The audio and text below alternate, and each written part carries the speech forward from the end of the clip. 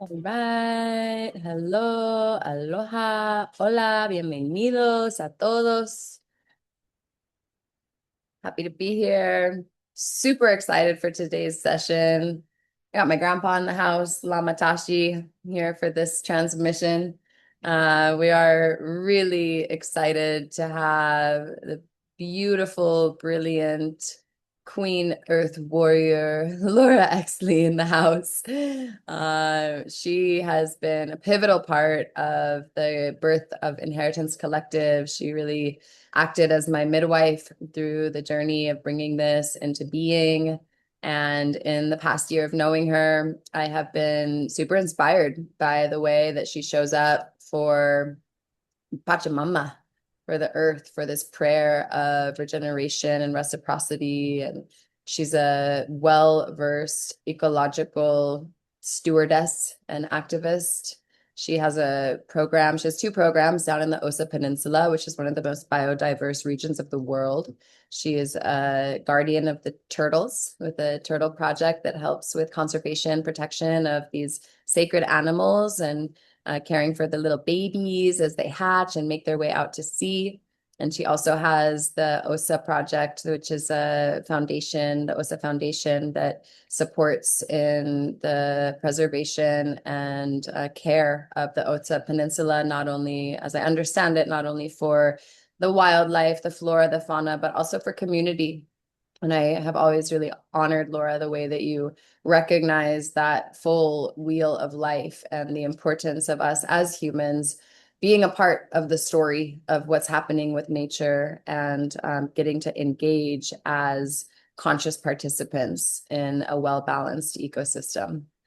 So I've asked her to come on and share some of her wisdom today, and this will just be a 1 hour transmission. And she mentioned there'll be some time for questions and dialogue, and hopefully there'll be more of this in the future because our relationship with nature and our environment is definitely a huge pillar of what we're doing with Inheritance Collective.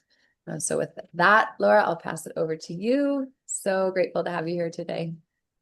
Thank you, Roxy. That was beautiful. Good morning, everybody, or good afternoon, people that have joined, and anyone that's watching the recording. Yeah, super grateful to be here. As Roxy said, I was very much involved in the initial phase of just getting the Inheritance Collective into a more real space. And it's so beautiful to see all of the incredible people that are coming through here to talk about all of these important topics. I really just that line of that Rufus del Sol song coming in. I give it all that I've got, and I feel like that's just the energy that I'm carrying and trying to inspire others to carry right now. Is just it's a really important time, and I'm feeling so inspired and just seeing all of these incredible projects coming out of the woodwork. Um, and just really wanting to support and fan the flames of everyone that is working on this mission to create a better world and a better place. And yeah, I mean the sort of topic or discussion that we were going to dive into today is about how to move from extraction into reciprocity.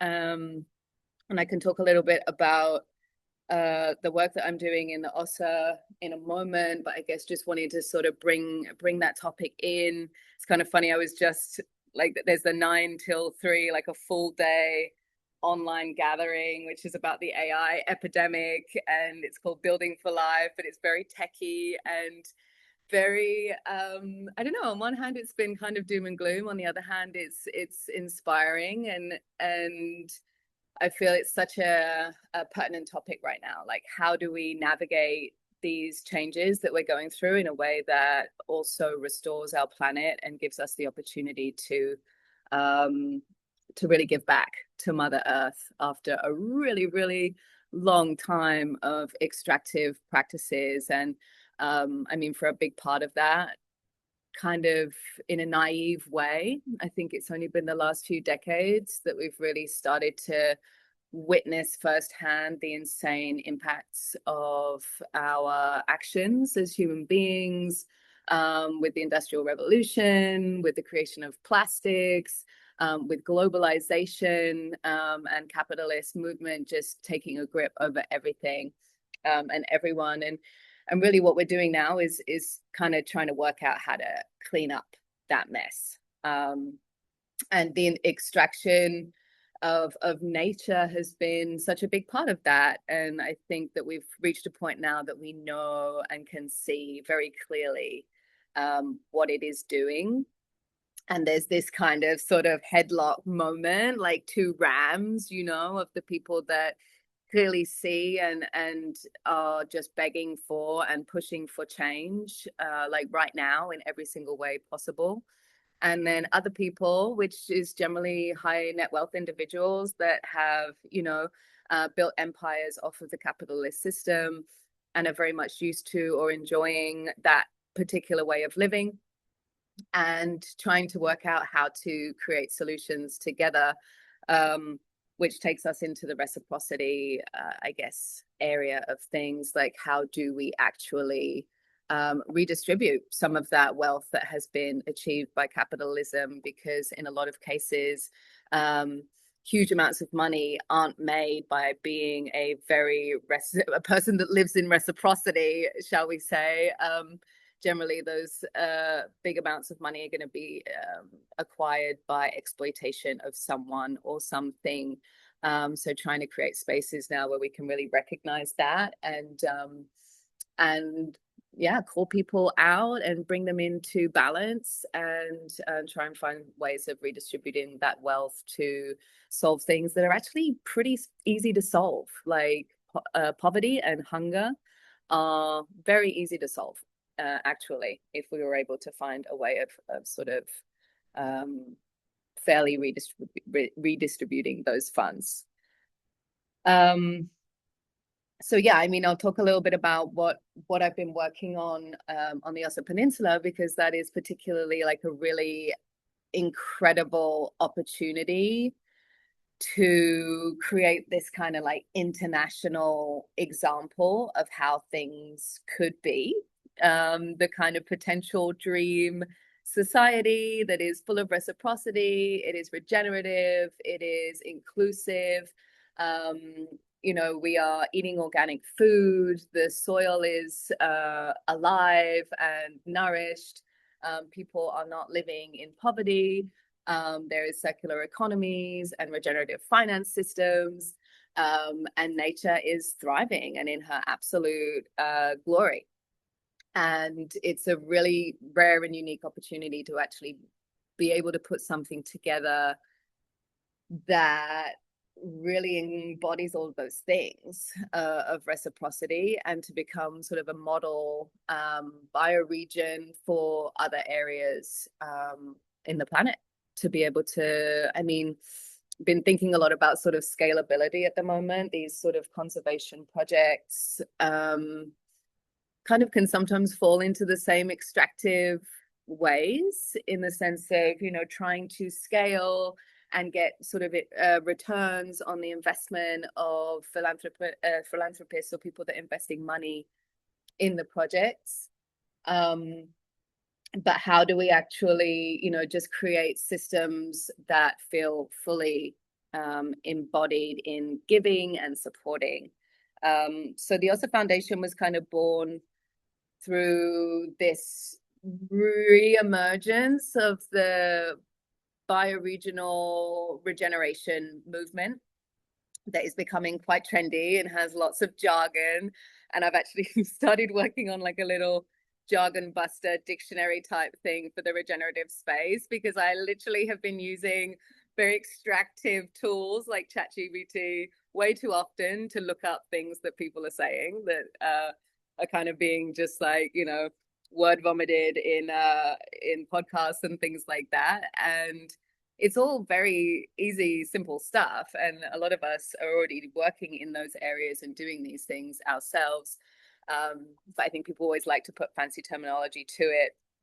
So we're working in the regenerative movement of our particular bioregion. So a bioregion is just a geographical area that is defined by ecological features rather than political or administrative units.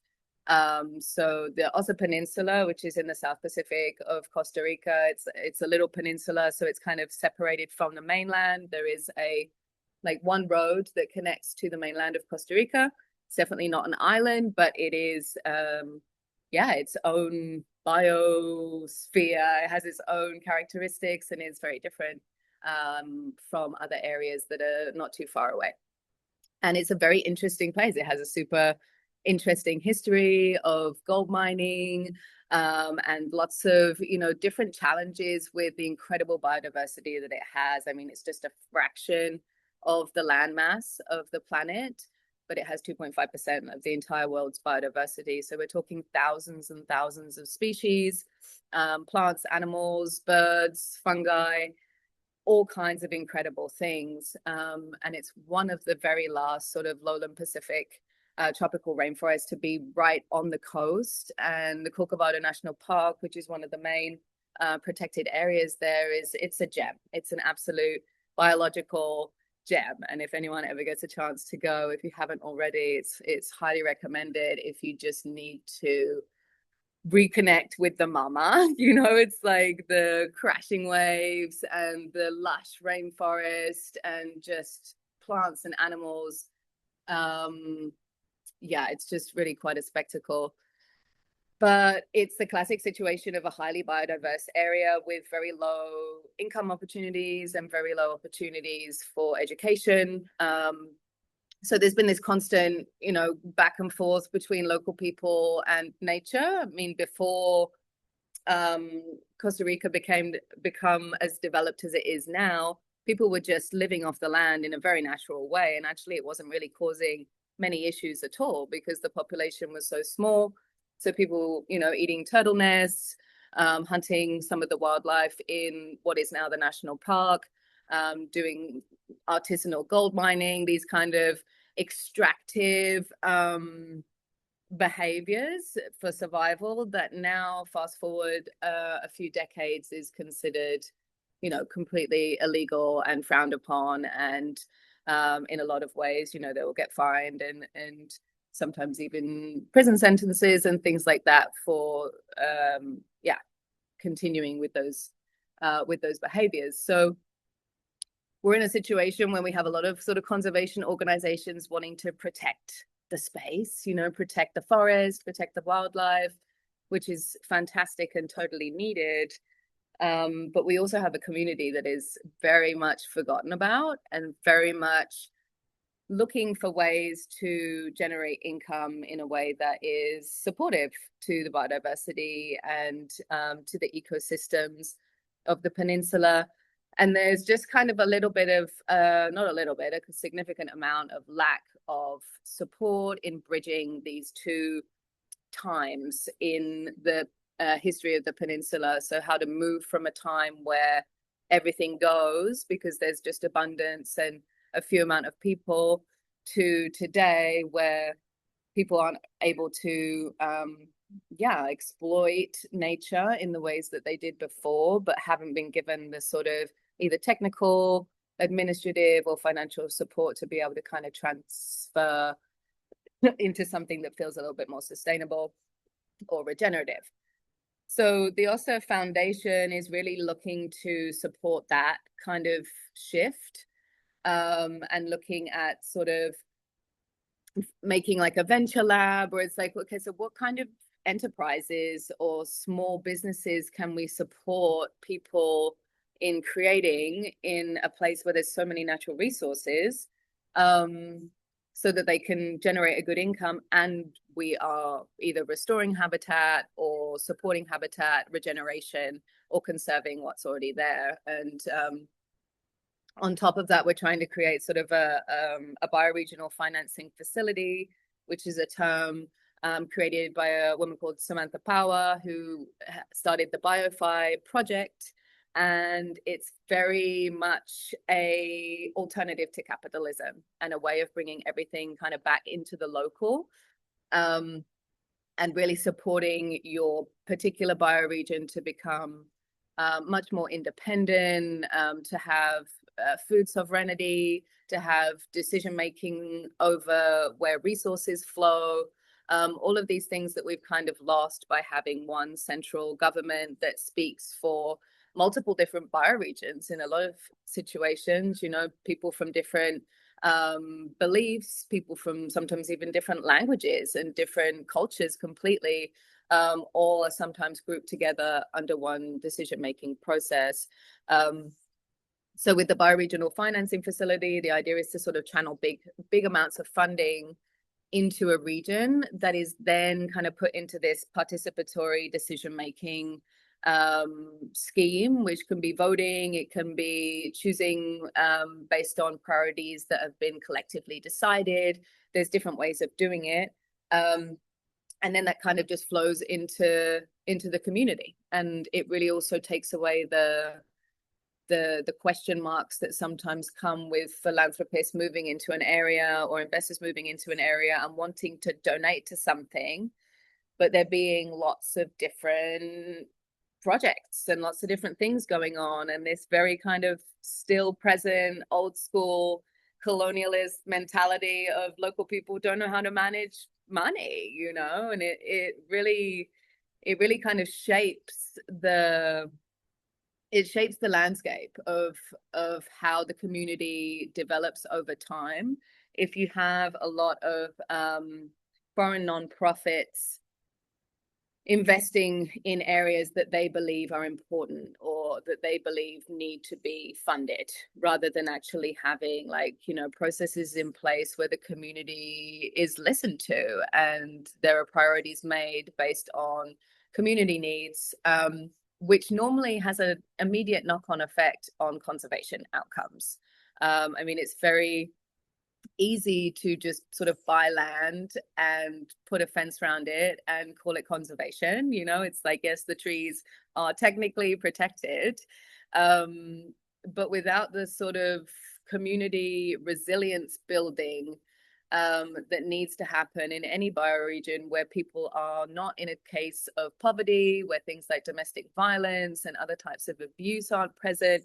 I mean, if you're in any kind of situation like that at home, the last thing on your mind is going to be conservation. It's like if the bare minimum, like basic human needs are not being met and life is just a struggle, you really couldn't care less about the trees. And I think we can all imagine being in that situation, and while being in that situation, seeing huge amounts of money come in to save the trees and the wildlife, and having this kind of like resentment build up, against that. And it has a lot of similarities to colonialism, and I definitely see it as a type of eco-colonialism, as a lot of this kind of big land purchase is happening from foreign organizations, normally without really any sort of connection with local institutions or organizations.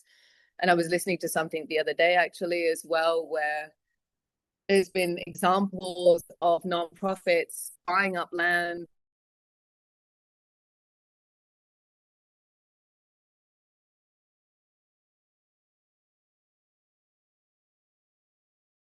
conservation, like right out of the hands. In my perspective, the opposite to this new chapter, which needs people that are connected with the place and hold that kind of wisdom of the cycles and the seasonality and the challenges and the opportunities related to a particular landscape. We need to be giving as much land as possible back to those people to steward it, to take us out of this kind of strange conservation bramble bush where it's like we're trying to protect it, but the people have nowhere to live.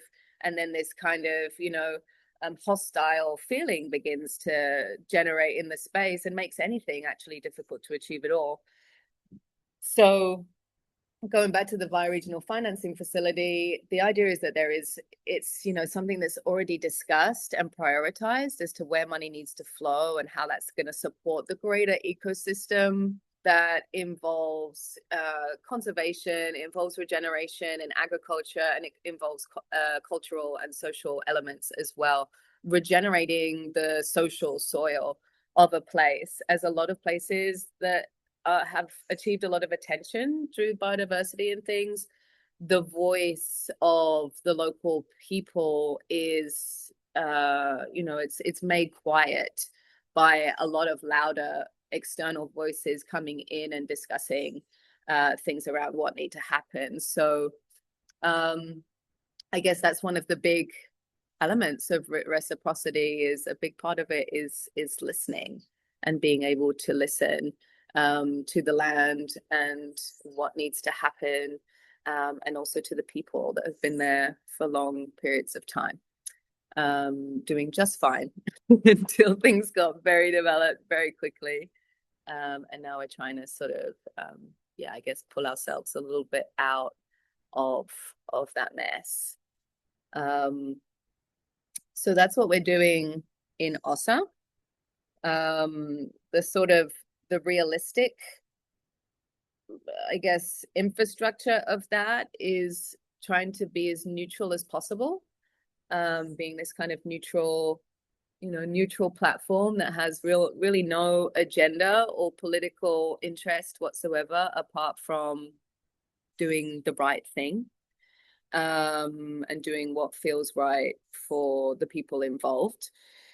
So we're looking to bring together NGOs and institutions, which can be, we have like the Ministry of Agriculture, the Ministry of Environment and Energy, tourism, the municipality, private sectors, and then philanthropists and investors, which I think are one of the biggest and most important um,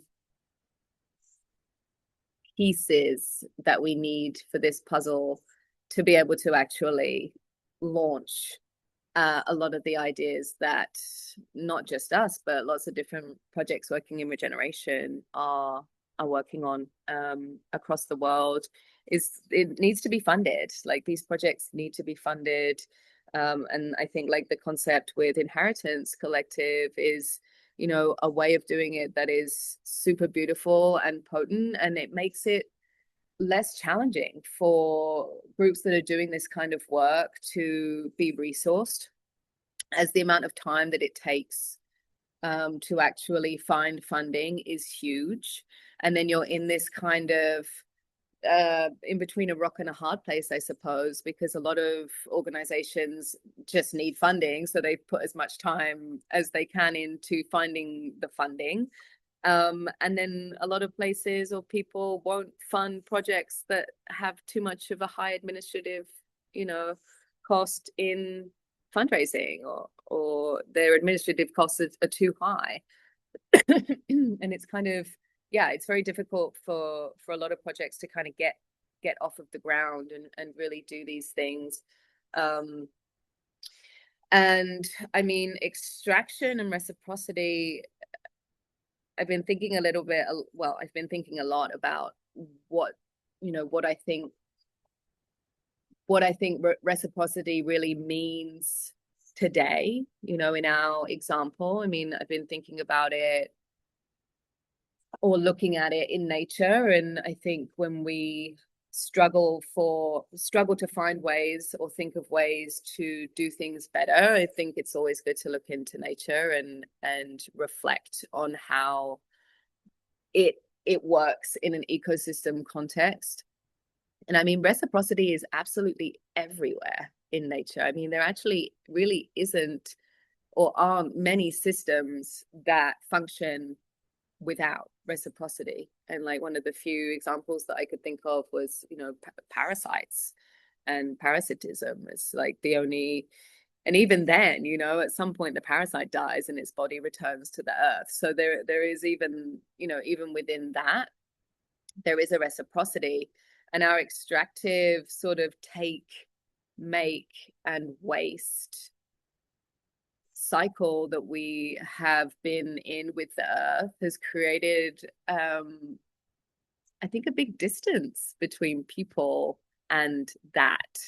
And it's going to take a whole round of training and relearning how we can relate in a beautiful way with our planet, because we're just so socially programmed to like how much can I get? How big can I grow it? How much can I have or can I consume? And really, in a lot of cases, our worth, our self-worth, and how successful we are considered to be is based on those things rather than anything else. I mean, I've never really had anyone respond to my level of recycling in the same way that they have to me getting a pay rise or something. It's like it just doesn't generate the same kind of like excitement in people to be like, oh, look how much I like manage my own waste today, as opposed to like, look how much money I made today. It's just doesn't equate. So I think that's a big part of the process is how do we make these things cool again? How do we make giving back cool? How do we make it sexy? How do we make it fun? How do we make it, um less about things and more about like feelings, I suppose is another way of doing it. Because it's really, the capitalist system is it's fueling the desire of the individual, and it's really like fueling this concept of individualism. And it's actually very scary, and it's very toxic, and it's very unhealthy, and there's so many different ways of living, and I feel like we can be stuck in this mentality of like, well, how else could it be? If capitalism isn't the way, like, what other ways could there be? And I mean, the good news is that there's a lot of people out there working on a lot of different ways of doing it. And some of them seem kind of crazy, and some of them just don't at all. One of the ones that they were talking about today, which is kind of new to me in a way. Obviously, I've heard about it a lot, but I was thinking about, the reality of what it could mean is like the universal basic income, the UBI, which is just where everyone gets money just for existing, just because you're here, just because you were born, was something that really we don't have a decision around, is if we were born or not. And then we kind of plunged into this trap of like needing to like make a living and like deserve or earn the right to exist well. But the universal basic income is just this idea of, yeah, everybody gets money. I don't know in reality how much that would be and what kind of lifestyle that would equate to. I'm assuming very, very basic, but the reality is that everyone has a minimum um, amount that covers all of their basic needs. And then I was thinking about how interesting it would be like for all of us to have this kind of flat rate basic amount of money. I'm assuming it would maybe be similar to, if you're like on, I don't know if you have job seekers allowance and things like that in the States, but I used to get like, it was like just enough to barely survive, but it was there. Like, what would people do? And like, how would that affect our society afterwards? I think it's super interesting because people would have money and people would have time. Um, and I think what people would start doing naturally, then I feel like the natural progression from having those two resources that a lot of us struggle with, we're either trying to make more money or trying to, and they're very connected as well, like trying to make more money to have more time, or not having enough time to make enough money. And there's like, they're two very like, I mean, one's a finite resource, one is not finite, but it can feel like it sometimes. So once those two pressures are taken away and we have abundance of both, then we're like, okay, I personally would be immediately gardening and growing food, like without a doubt. I don't know about anybody else, but that would be my initial thing. I would be going out in the sun, moving my body, growing some food, talking with my friends. And I can just see like how we could have this like really making art for sure. Just all of those things that we kind of don't get time to do. And I was thinking how beautiful that would actually be. And I think there would be probably like a good few years of massive ego deaths for all of the like, big billionaire capitalist types that hold so much of their self-worth on growing empires and like destroying and dominating and all of that stuff. But maybe at some point they just really enjoy having their food and playing in the garden with their family. Who knows? Maybe I'm just in way too much of a utopian mindset right now, but um, I definitely think I definitely think it's an option. I'm just going to take a 2 minute breather and just ask what would everyone else's sort of immediate go to activity be if you had all the time in the world and not a shit ton, but like a good amount of money so that you at least didn't need to worry about it and jobs didn't exist. I just want to chime in here because it reminds me of this part of The More Beautiful World Our Hearts Know Is Possible by Charles Eisenstein, where Yes. he's talking about all the billionaires sitting around the table having a meeting about all the taxes and fees and administrative details. And then one of them just finally goes, fuck it, let's go fishing.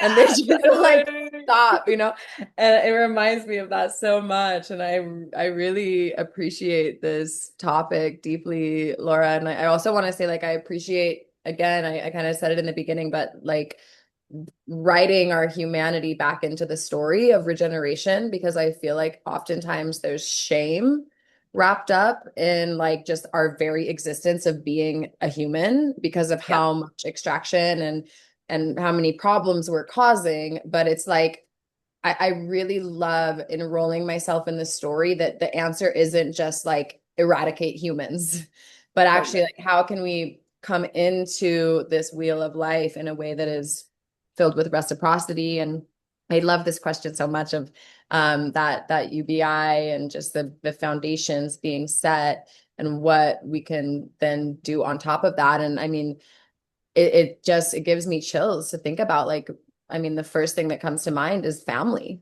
like parents raising their children and caring for our elders and getting to revive the village and the family unit, because at this point it's just insane. Like a single, like even just a couple of generations ago, like a single parent salary could support a family with a couple of kids.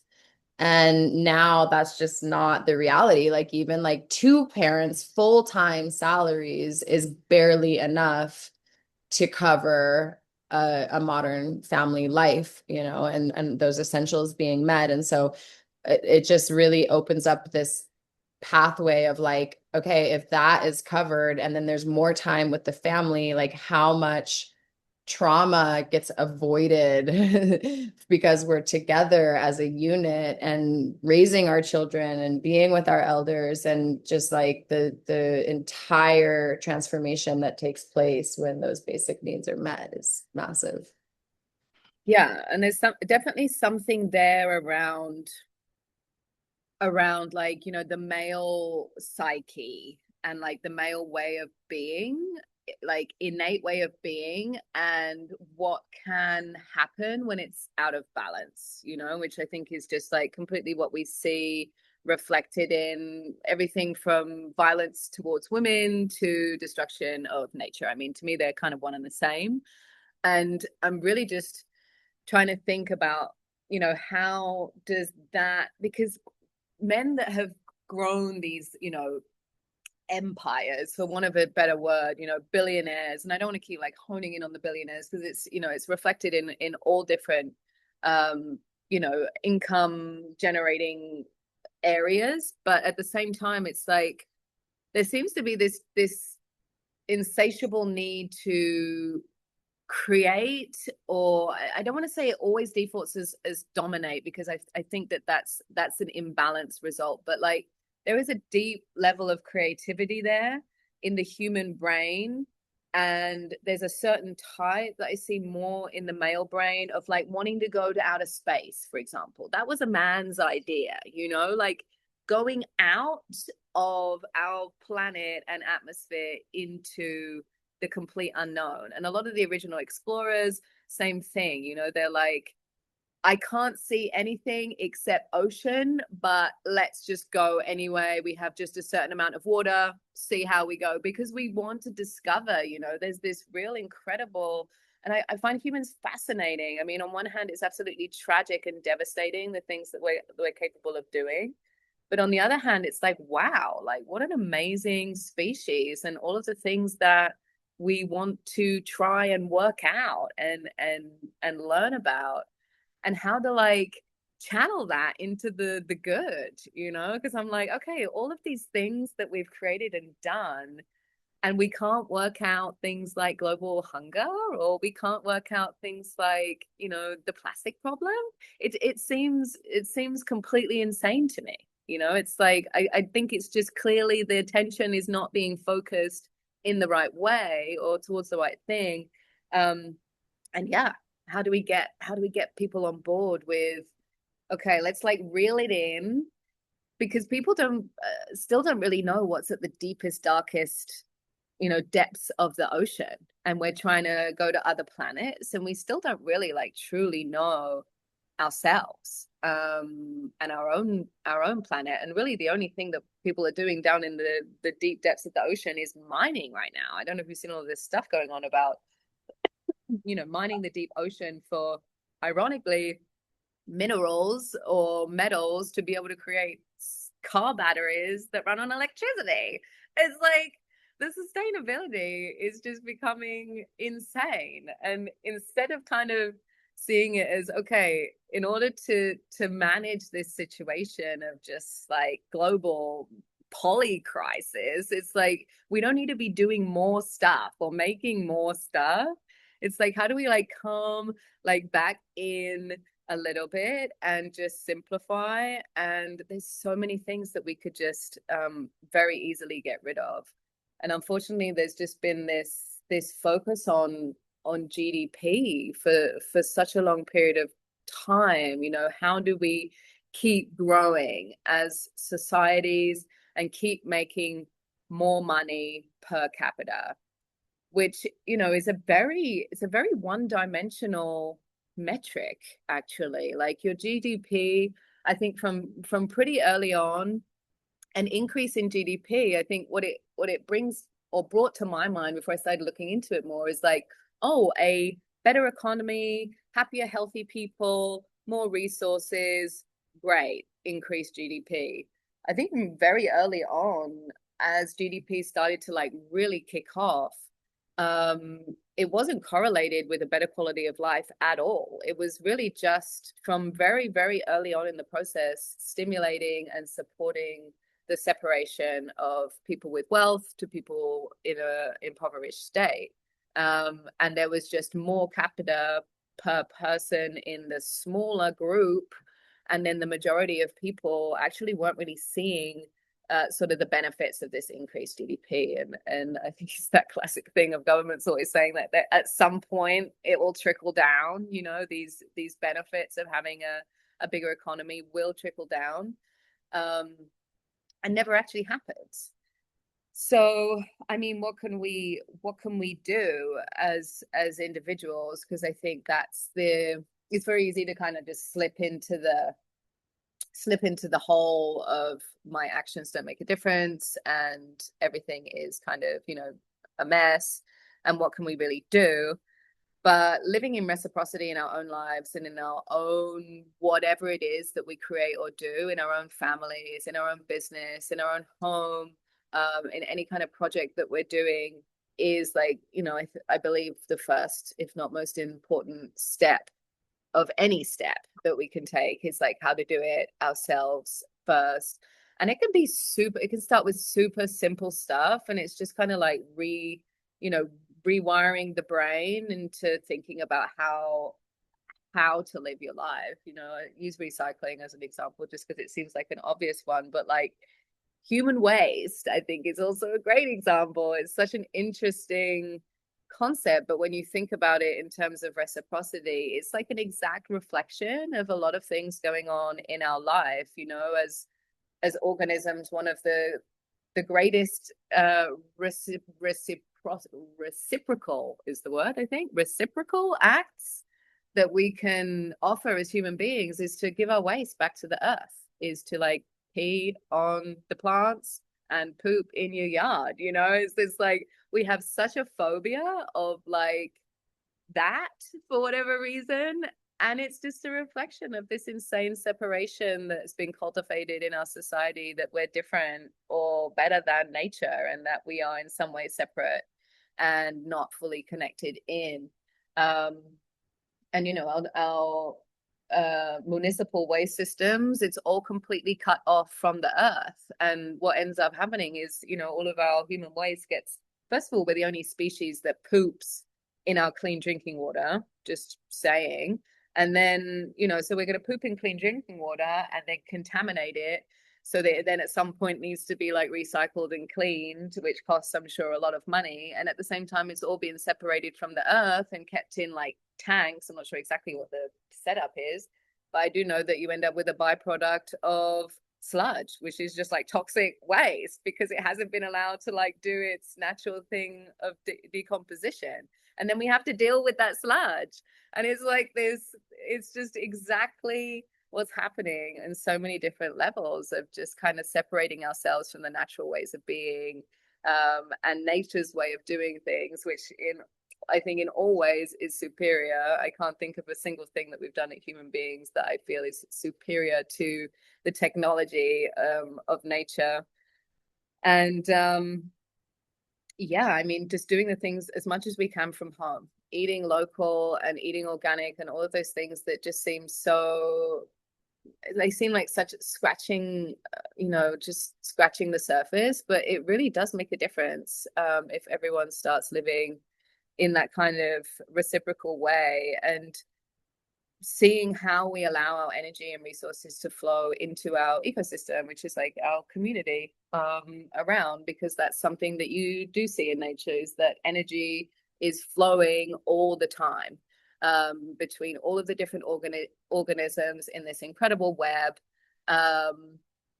for the greater good. Sometimes things are sacrificing themselves in a little way, because there's like, you've recognized that there's a need over there, and we all need to succeed, otherwise no one succeeds. And that's a very, imprinted philosophy in the natural world. And we're not there in society in any way. Everything's just like needing to keep my own family or self afloat, which is completely understandable, because we don't have a net to fall in, as nature does have like the support in so many ways from different systems. And if one thing fails, something else kind of takes over, and there's this kind of support network available that we just don't really have as human beings.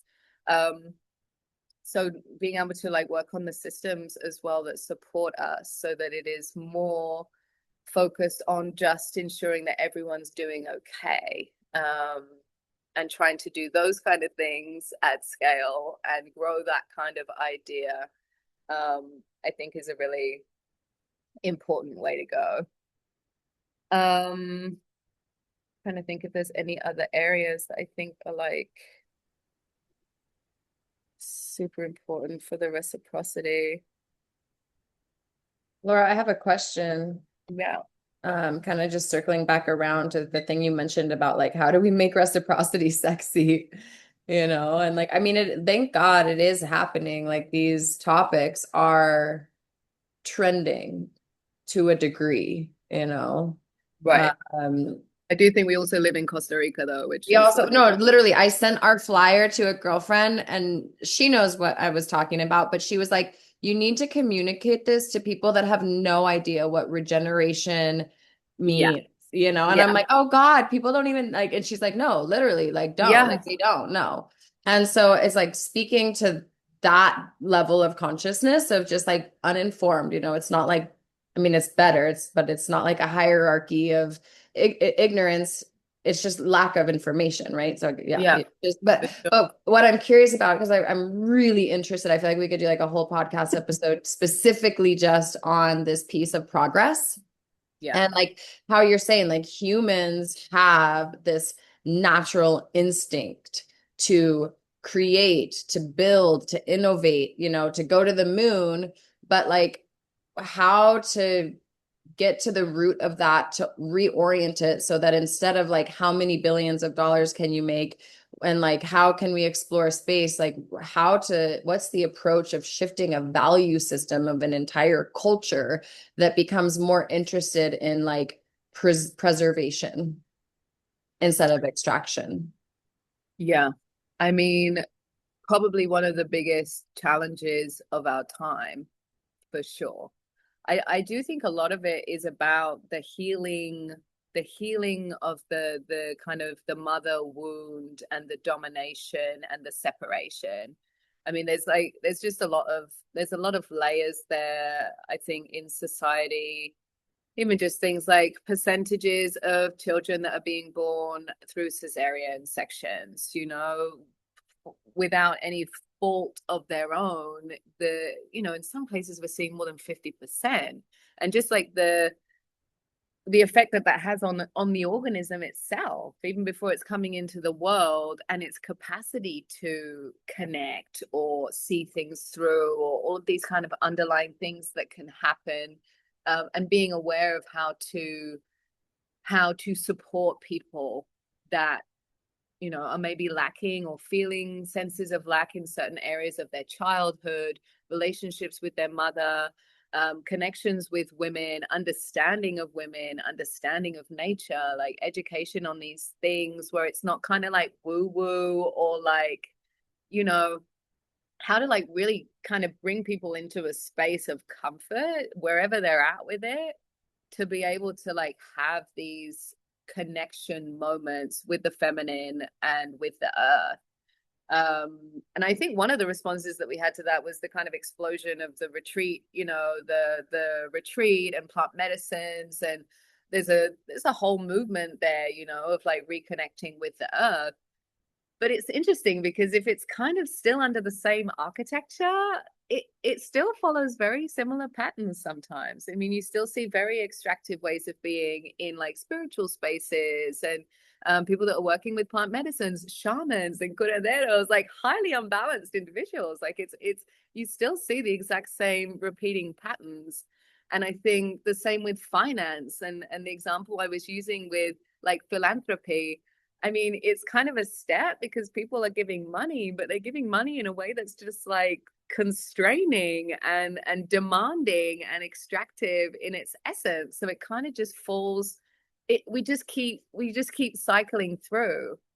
And to be honest, I really don't have an answer for like how do I think that it can be different, or how do I think that it could be better, like from now, aside from just knowing that the people that do feel and see the need for a change, which I do feel, even if maybe we are in a particular node of the world that is much more awake to these concepts or present to these concepts than other areas of the world.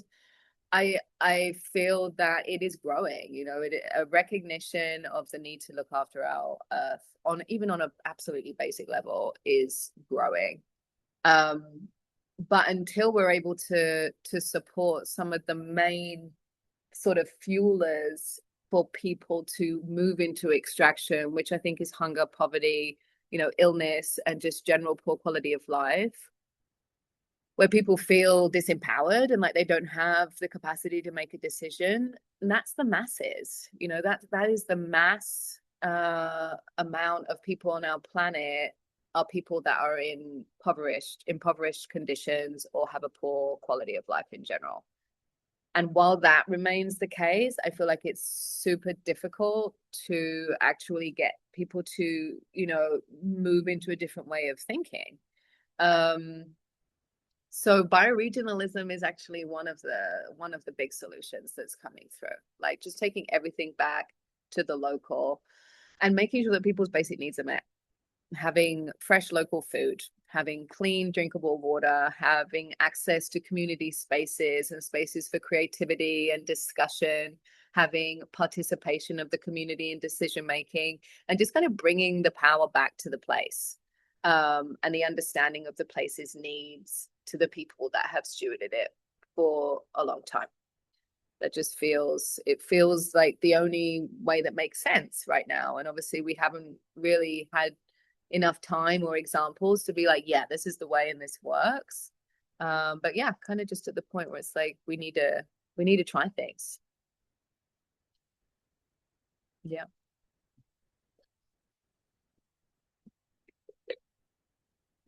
Does anyone have any questions on anything while we're here? Yeah, Sophia said we need the support systems and to bring back the village. Yeah, it's like it sounds so cliche, bring back the village, but it's like it's exactly what we need. It's exactly what we need. And I don't really, a lot of people I feel are nervous about talking out about these things because of things like cultural appropriation and not really knowing like how to be, in the space without sometimes insulting people or not feeling comfortable in understanding. And like that's one of the reasons that I want to bring out this like regeneration lexicon type thing, because it's like this kind of stuff needs to be accessible. Like people need to be able to like we need to like regenerate our vocabulary so that we can like regenerate our planet. Otherwise we kind of just stay in the same paradigm. Sophie, is your hand up, love? Yes, I just had to figure that out. Hi, loves. Oh, let me Okay, I'm in the process of minimizing, so I'm all about this. Yoo-hoo! Sure. And the village, that was my comment, and I'm all about that. But and so many people I talk to, this is what I wanted to bring up. So many people I talk to that are nowhere near the village, but have giant mansions and are working their asses off and not getting ahead because their expenditure is so high. But it's just the pattern they're in. And then they say things like, oh, wouldn't it be nice to simplify, to just get back to the land? So there's a big leap that has to happen from the norm, the industrial, nuclear family, to living with others, because it's not easy even living in your own family. I mean, there's relationships are challenging, but you at least have that support instead of living alone and doing it all yourself. And these are the conversations I have with people, especially in my generation or maybe a little younger, that are still, oh, the car's still on. One thing about electric cars is you never know when they're on or off. So Okay, quiet, eh? conversation. Yeah, they're too quiet. The conversation, I think, is really about how to make that, how to build that bridge between the nuclear family, doing it all yourself, because there's even sometimes a sense of doing it yourself. And like we all need to have purpose, and that idea of like, well, I've done all this myself, and that needs to cut. There's the ego involved because that's what was really um, qualified in this last couple generations, like to do it yourself since the nuclear family started, industrial revolution. And so to come back to the village is truly vulnerable, and you need to be very um, willing to sit in conversation when you're living with others and creating support systems. Support systems sound great, and they also take conversation and networks to do that.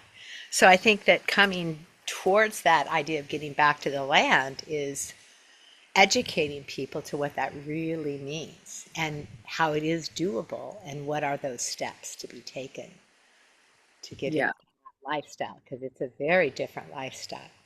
But it yeah, but I love what you said. It gives us way more time and freedom to just be instead of the struggling to do more. exactly. It's so funny you say that actually. I met someone yesterday who had moved to Costa Rica from Spain, from a bit more of a developed space to, wanting the sort of free Costa Rica life. And he was like, it's so freaking hard. It's like, I'm finding it really challenging to like be in connection with the land for so many reasons. Because the land has like bugs and stuff, you know, like the land is humid sometimes or hot and has like different adverse weather conditions. Yeah, and I think it's like there's a whole transition from, and I don't think the developed world will ever go back to, you know, being fully integrated with nature in any way, but we are seeing this kind of mass migration now of people in temperate regions looking for this like dream life in the tropics. And yeah, I think that's a big part of it. It's like you're going to be maybe uncomfortable, like you have to sacrifice a little bit sometimes your comforts.